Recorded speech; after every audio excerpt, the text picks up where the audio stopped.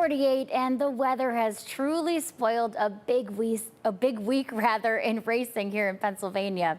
Fox 43's Lindsay Barna traveled to Hagerstown Speedway to see what was supposed to be the 6th race, which in reality was just the 3rd night of action.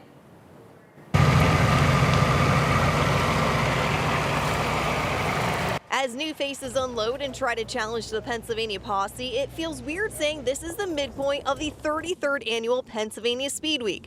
Drivers feeling like they've been doing everything but racing. We've been talking about that all week. We've been golfing and doing this and doing that, and not the normal gruel of Speed Week. Although the weather can always be a factor, a few drivers say you can't look at the big picture. You just kind of got to stay kind of doing what we're doing and just kind of grind it out. If it's really easy to get in your head and think you got to make things happen, and then stuff starts going worse for you. But I feel like every night is just its own night, and if you're behind that night, you can't be worried about tomorrow.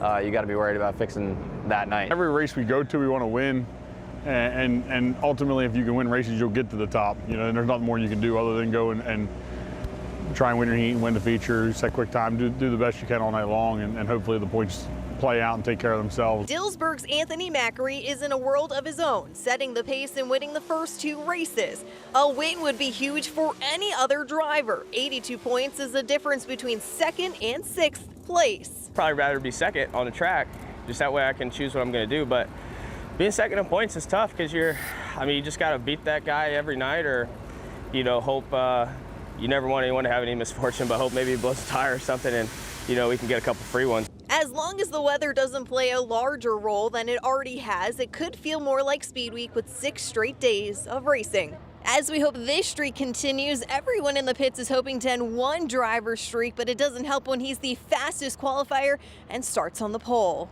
The concrete kid, who everyone is chasing for the PA Speedweek title, leads the field of green, but he doesn't just run away with it. Brent Marks is there and actually sneaks his nose by to lead lap number 6, but short-lived.